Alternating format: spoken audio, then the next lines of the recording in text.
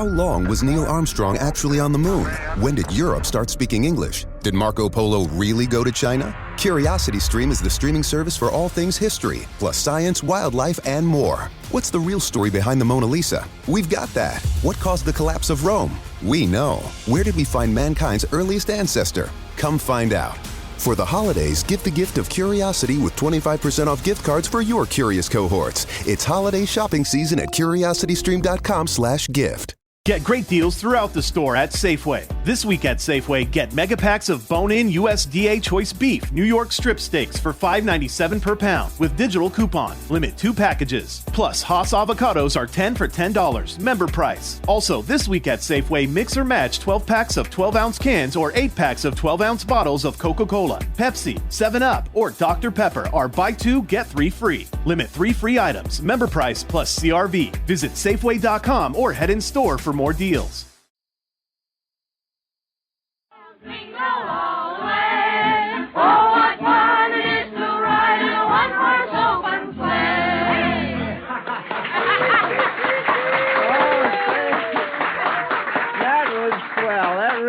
Kids, now you really did sing at that time. When we go on the air, I want you to do it just like that, will you? Joe, what do you mean when we go on the air? What? We're on now. Yeah, we're what? We're on, Joe.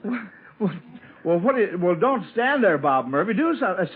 Ring the sleigh bell, somebody. That's it. Yes, it's the Quiz Kids Christmas party, friends, coming to you this afternoon from the living room of Joe Kelly's home.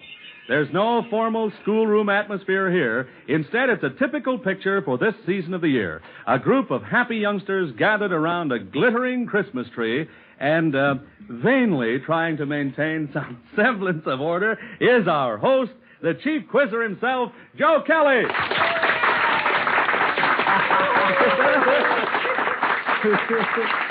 Well, thank you, Bob, and hello, everyone. Welcome to the Quiz Kids Christmas party. We've invited some of the children here in the neighborhood to our party, and we have a few grown-up friends here, too. In fact, I wouldn't be at all surprised if the walls of the Kelly home aren't bulging quite a bit. But I agree with the youngsters. When it comes to a party, the more the merrier.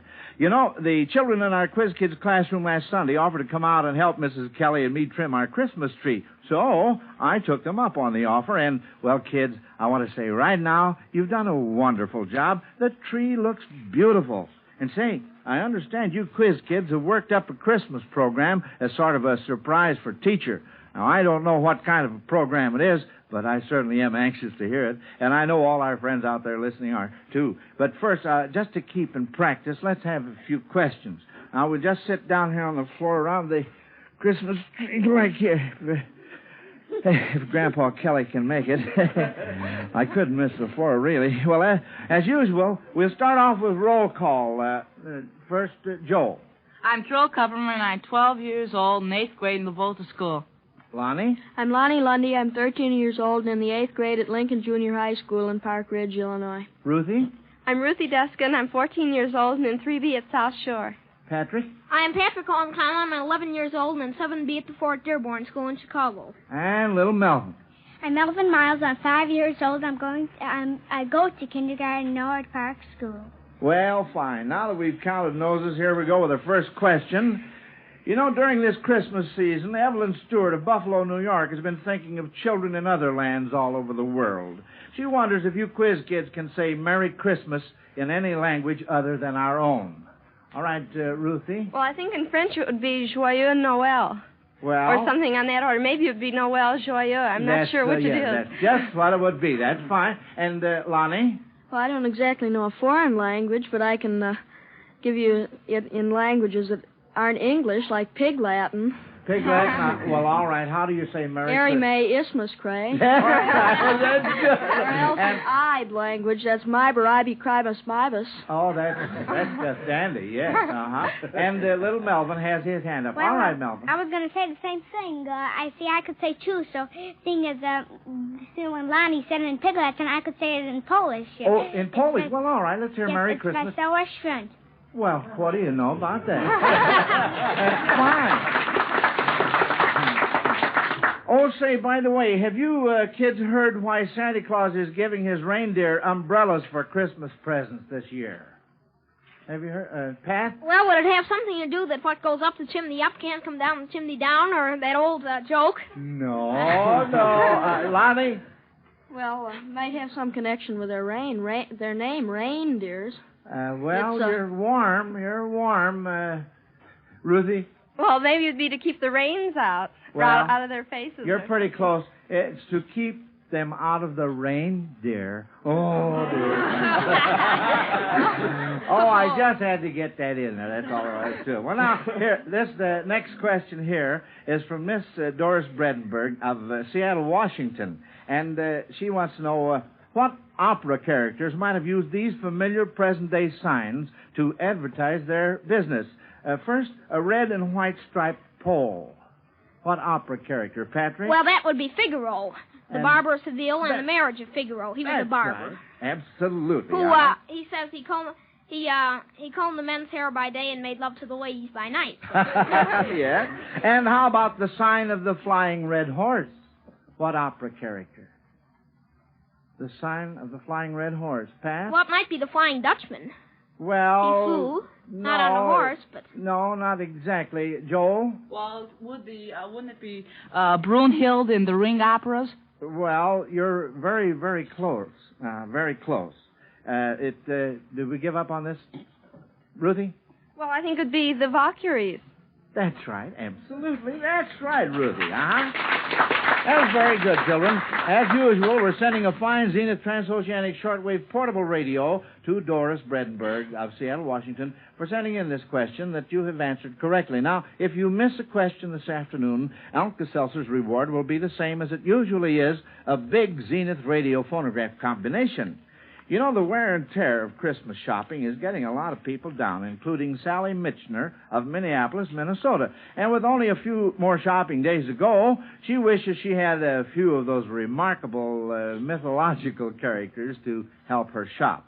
Can you tell us a few that might be helpful, Pat? Well, Hercules would be very helpful, so he could carry all the presents. That's right. And yes. Minerva would be fine, too, so she could think of what to get. Yes. And Aphrodite would be so beautiful that the men would clear out the way. Yes, sure. She'd charm them so much. Oh, she would, yes, definitely. And, Ruthie? Well, I think Mercury, because there was one couple that he visited once, and he made their cups so that it was always flowing with water. So maybe he could make our pockets so they were always flowing with money.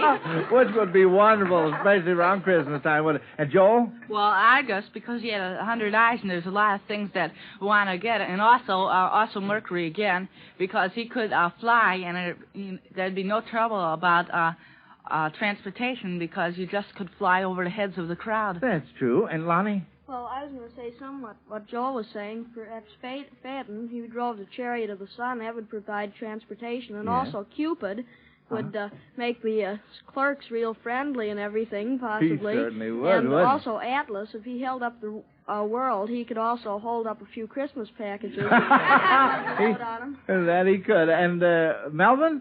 Well, maybe I don't have as quite as entertaining to the question here, but I could say maybe the shoemaker and the elves, because the shoemaker was getting very poor, and the elves helped him. He made the shoes for him, and they got more money. Then, then the work was all done. Then they could sell it faster, and then the wife gave them some clothes. Yes. Well, now that's all right, Melvin. Yes, sir. Those were all very good answers, kids. I'm awfully glad that you brought all of those out. Now then, here on this next question, Max D. Reed of Portland, Oregon, wants to know why this year, but never before and never again, the sequence 1 dozen, 2 dozen, and 4 dozen signifies happiness. 1 dozen, 2 dozen, and 4 dozen. Joel? Well, 1 dozen would be 12. 12. That's 12 months a year. Yes. 2 dozen is 24. 24. That's the 24th day is Christmas Eve. Yes. And 4 dozen is 48, and that would be 1948. That's absolutely right, Joel. Yes, sirree. December 24th, 1948. Now, Mrs. Charles Donnelly of Corpus Christi, Texas, wants a white Christmas so much this year that she thought up this question. It's all about white animals. Who was chasing these white animals in literature? First, a white whale. Who was chasing a white whale? Lonnie? Well, that was in the story Moby Dick. Moby Dick was the whale, and let's see, Who was chasing? It was a cannibal. No. No. Well, the ship they were on was the Pequod. I know that. Well, all right, but Captain Ahab was the captain. Captain Ahab, that's the answer. Yes, sir. And how about a white rabbit? Ruthie. Well, that was Alice in Alice in Wonderland. She chased him down the rabbit hole and right into Wonderland. She certainly did. Oh, say, listen to that, would you? Those sleigh bells really have a merry sound, don't they? And quiz kids, that means that school is over, and it's time for the fun to begin. Oh, boy, say, I'll bet you quiz kids have been wondering about those presents under the Christmas tree, haven't you? Well, so have I. And if someone will just help me get up off the floor, we'll have a look. Yes, sirree. Oh, no, Melvin, thanks. I'm afraid you'll have to... I'm afraid you'll have to spend a few more seasons working with your road gang before you can tackle this kind of job. Say, Bob Murphy, suppose you take over while we take a look at our Christmas presents. Well, swell, Joe, and I'm glad to have this chance to talk to the folks listening in. I know you're going to be mighty busy during the next 5 days, friends, and I also know that you don't want to wake up Christmas morning with a cold. But have you noticed Old Man Cold is really making the rounds? Let's hope he doesn't catch up with you. However, if you should feel a cold coming on, remember Alka-Seltzer. Yes, remember and try Alka-Seltzer for fast relief from much of your cold distress. Here's the ABC Cold Comfort Treatment. A, Alka-Seltzer. B, be wise. Beware of drafts, be careful of your diet, and be sure you dress sensibly and try to get more rest than usual. And C stands for comfort. The comfort an Alka-Seltzer gargle can give a sore throat caused by a cold. Well, there it is, friends. Alka-Seltzer's ABC Cold Comfort Treatment, as easy as ABC to follow and really effective. Just try it and see for yourself. Remember, when you begin to sniffle and sneeze, start Alka-Seltzer's ABCs. Get Alka-Seltzer at any drugstore and say, better buy that extra package, too. That's the wisest thing to do. Say, Joe, how are you and the quiz kids coming along with those presents? Oh, fine, Bob. Fine, just fine. What do you know? Here's one left over here, kids. Let's see. Bob, it has your name on it. Well, there. Thank you very much, Joe. This is very nice. You're welcome, Bob, but don't stand there just holding it. Open it up and let's see what it is. We all want to have a look at it. Look, I can tell by the gleam in your eye you already know what it is. No. Let me... Bob, why, of course Holy smokes, Joe. Look at this thing here. Well, what do you know? It's a cup and saucer, and the biggest cup I ever saw, sir. Oh, yes, sir. Hey, Bob, do you like coffee? Oh, you bet I do, Joe. Well, with a big cup like that, you better drink your coffee black because that waistline of yours will really grow. The pot is calling the kettle black over there. Seriously, Joe, what'd you find under the Christmas tree, huh? Oh, one of the nicest presents I ever received. The quiz kids gave me this beautiful cashmere scarf. Isn't it a dandy? Mm-hmm. Yes, sir. Well, thanks a lot, kids, ever so much. And now let's hear what the quiz kids found on the Christmas tree. Well, what was in your package, Ruthie? Oh, the most luscious pair of yellow Angora mittens with all sorts of colored trimmings all over them. I love Angora. Thanks so much. Say, they're beautiful, aren't they? And, Lonnie, how about you? Well, I got a swell football game here. It's has a great big board and a spinner, a board that you spin on. It looks like a lot of fun. I'll have to try that out as soon as I get home. That's a dandy, isn't it? Huh? And, Joel?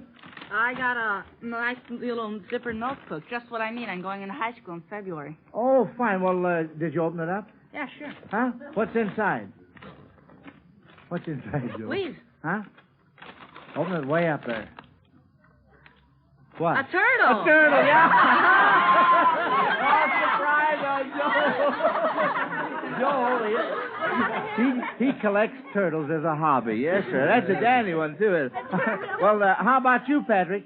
Well, I think I got the best of all. It's an album of Decca Records with A Christmas Carol by Charles Dickens and Ronald Colman as Scrooge. And I'm going to try that out as soon as I get home, but I'm sure it'll be very fine. good. Well, say, that's wonderful. And Melvin, how about you? What did you get, son? I got a moldy set here. Get out. The thing that I've been always wanting, my mother just bought that for a gift, and she said I'm too little, but I think I could work them anyway. Oh, I'm sure you could. Yes, sir. Well, it doesn't take a mind reader to tell that you're all pleased with your presents.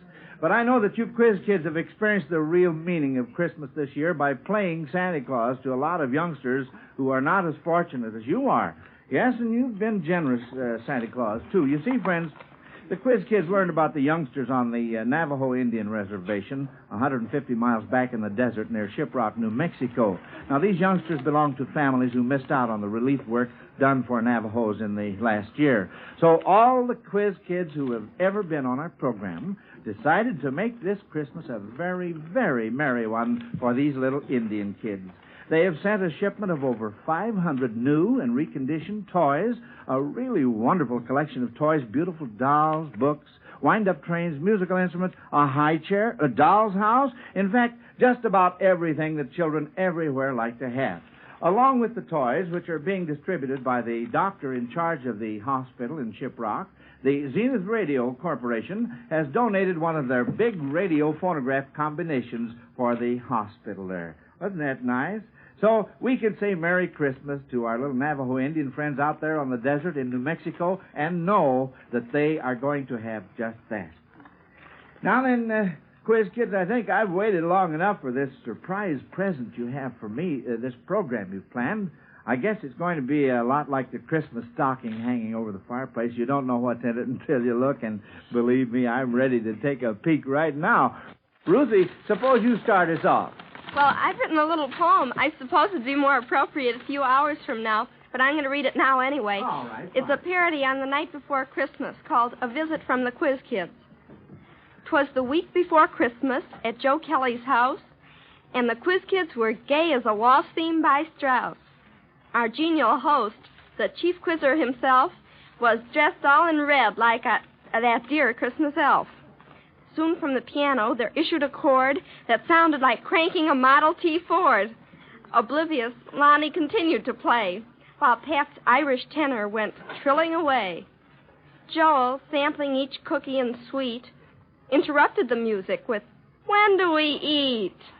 And wee little Melvin, in his best bib and tucker, stood licking the last of his old all-year-sucker, while I, looking on with envious eyes, wondered if pretzels would increase my size. Yes, the Kellys, the Quiz Kids, our parents and staff had a wonderful party with many a laugh. But poor Mrs. Kelly was thankful, I fear, that the Quiz Kids, like Christmas, come but once a year. Oh, that was dandy, Ruthie. That was fun. It certainly was. Now, little Patrick here has worked up some sort of a mysterious skit, so I'm going to turn the program over to you, Pat. You tell us what you have, will you? Well, I've written a play, and it's called A Present for Santa Claus. In collaboration with the other Quiz Kids, we have worked up parts, and here is the cast. Santa will be played by Melvin Miles. Twinkle, a chubby elf, played by Bob Murphy. Snowball, the chief helper of Santa, played by Joel Kupperman. Elmer, another chubby elf, played by Joe Kelly. Mr. Baker, played by Ruthie Duskin. Mrs. Baker. Oh, yes, yeah. Mrs. Baker, played by Ruthie Duskin. Mr. Baker, played by Pat Conlon. And Billy Baker, played by Lonnie Lundy. Scene 1, Santa Claus's workshop, 2 days before Christmas. Now, hurry, hurry. Work, work. There's time for play, but let's not shirk. Let's not do our work by half. When we're through, we'll dance and laugh. Well, we elves get to have some fun, but poor old Santa Claus, all he gets is orders and more orders. He never gets paid for his services. He says his reward is like seeing boys and girls made happy, and I think he deserves something more than that. Well, I think you're right, pal. I mean, elf, that is. Oh, here comes Santa now. Ho, ho, ho, what's this I hear about old Saint Nick? At Christmas time, joy does the trick. Old Santa never need complain. What goes Okay, Yule time. Oh, yeah. Let love reign. Don't leave me hanging on the That's all very well. Now, Santa. Oh, that's all very well now, Santa, but just look at your clothes. Look at those gloves. They're at least 50 years old. Oh, ho, ho. Maybe they are a little old, but I'll make them last for another 25 years. Now get to work, Santa. Melvin.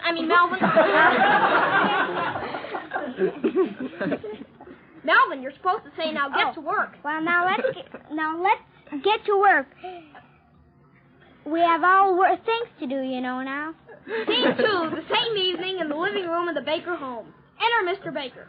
Anybody home? Dinner will be ready in a minute, dear. Oh, hello, Dad. Say, I wanted to ask you if I could have some more money to buy another Christmas present. Why, you've already borrowed quite a little over your usual allowance, Billy. I thought you bought all your presents. Well, not exactly. You see, well, I wanted to buy a present for Santa. What? A present for Santa? Well, now that's just silly. He doesn't get presents, he gives them. Well, I know, but gosh, I had an awfully funny dream last night, and I want to get Santa a pair of gloves. Please let me have the money. I'll pay you back. Honest, I will. Oh, all right. Now run along and wash your hands before dinner. A present for Santa. Indeed. What are you mumbling about? Billy wants to buy a pair of gloves for Santa. Imagine that. Scene 3. The Baker living room, late Christmas Eve.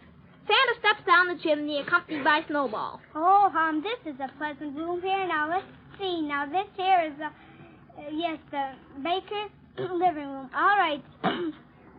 All right, Snowball, pull out the baker's dozen. Ha, ha, ha. Santa, how can you still joke after all the hard work you've done tonight? I'm worried about you. Really, I am. Oh, dear, oh, dear. Oh, wish we'll get that work done quick. Why, look at this. A pair of gloves for Santa from Billy Baker? Why, some people are worried about the younger generation. I'm worried about the older generation. Now it's the next morning in the Baker home. Mr. and Mrs. Baker are picking up the gay wrappings left from the gifts. Billy did seem to enjoy his gifts, didn't he? Where is he now? Oh, he's getting all slicked up for church. He didn't seem to mind about Santa not taking those gloves. Oh, that was clever of you, dear, letting him put them here for Santa. Why, they're right here by the fireplace and... Well, I'll be switched. Look at these old moth-eaten gloves. Full of holes. Where did they come from? Why, I suppose Billy's playing a trick on us. But look at the size of them. Where did they come from? And look, am I seeing things? In the fireplace. In the ashes. Footprints. A huge one and a tiny one going into the fireplace. This is ridiculous. We know all about Santa Claus. I'm not so sure of what I know. Those footprints. I don't understand it. Say, I don't know. Maybe you're right. What if Billy is right? Maybe what all the world needs is the perfect face of a child.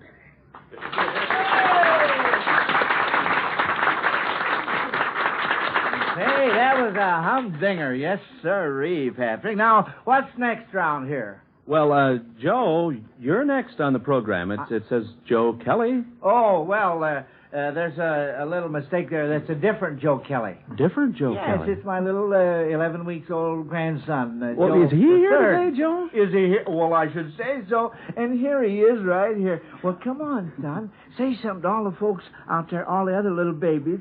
Yes, say something to them. Give a great big plug for Alka-Seltzer. Now, come on. After all, we're coast to coast on NBC. I knew he was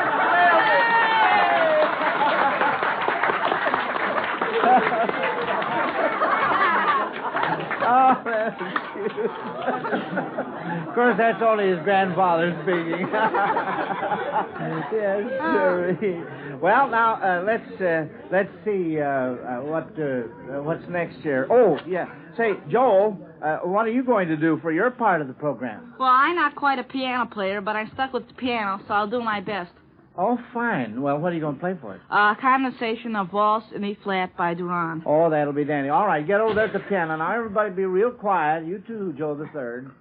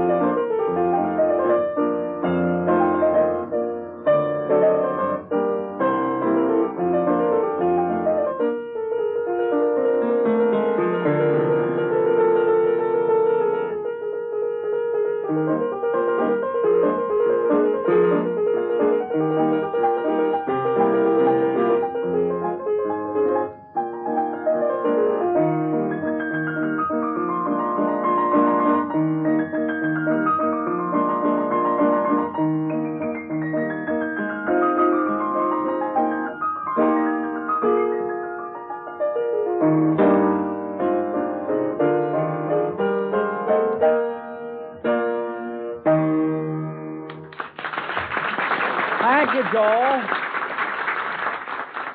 That was mighty fine. Now, Melvin, I wonder if you will tell us in your own words the story of the first Christmas. Would you do that for me? Sure, I will. I'd be glad to. All right. Once Joseph and Mary were traveling to a little town called Bethlehem. And Joseph walked and Mary rode a donkey. So Mary became pretty tired by that time, and so Joseph tried one hotel and another, but none of them had no room. And it was the same thing went on until finally they came to the last one, and the man said, I have no room for you in this here hotel, but you can sleep in my stable. So they went. They were very glad to find a place to sleep, and they went. So Joseph made a nice bed out of straw for Mary, and Mary lay down, and also, and just at that minute, a bright star showed of Bethlehem. And just then, at that moment, a little baby infant Jesus was born. And also, 3 wise men were studying the stars, and they saw that bright one. So they went. They said, could this be the star that we've been looking for, searching for? And could that be the star of Jesus? So they went and followed till it finally showed down. And they went in, and sure enough, there it was. It was little infant Jesus laying down, and Mary and Joseph were watching the little baby. And they brought gold and myrrh, some other incense. That was it. Well, fine. That was just fine. Wasn't it? Good for a little 5-year-old. Well, Lonnie, it's your turn now, and what surprise do you have for us? Well, over this week I composed a little Christmas carol that I'd like to sing for you. Oh. I call it The Guiding Star. Oh, well, let's listen to it. Now, everybody be real quiet. Lonnie's sitting down at the piano. All right, fine.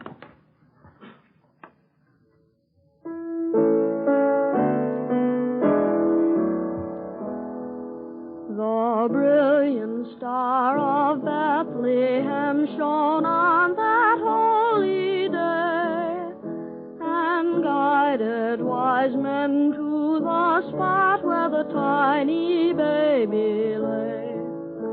And angels came from heaven above, the tidings glad to sing, to shepherds who had gathered round to worship their new King.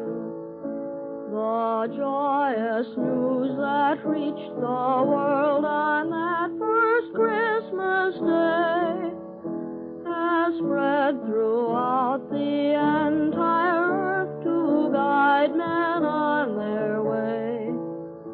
When hope is low, man must but look to that bright star again, to have his faith reborn with peace on earth, goodwill toward men.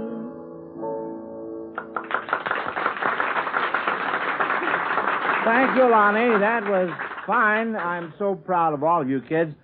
You know, folks, it's been a tradition on the Quiz Kids program to close our Christmas broadcast with a prayer. And right now, I'd like to ask little 5-year-old Melvin to lead us in a Christmas prayer. Dear God, we thank you for everything you have given us. And please take care of all the sick and hungry people all over the world. And dear God, please especially take care of the orphans, because they have no mother and daddy like we have. So dear God, will you please take care of them? Thank you for my nice baby brother, because not everyone has a nice baby brother like that. Amen. Well, thank you, Melvin. That was a beautiful prayer and a perfect ending for our Christmas program. And I want to thank all you quiz kids for making it such a fine program. The Miles Laboratories, makers of Alka-Seltzer and One-A-Day brand vitamins, want to extend the best wishes of the season to you and yours. May you enjoy a very happy Christmas.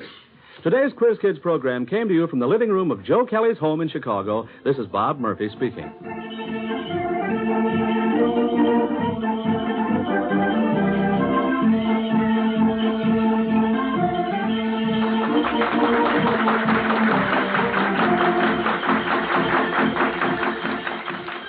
This is NBC, the national broadcasting company.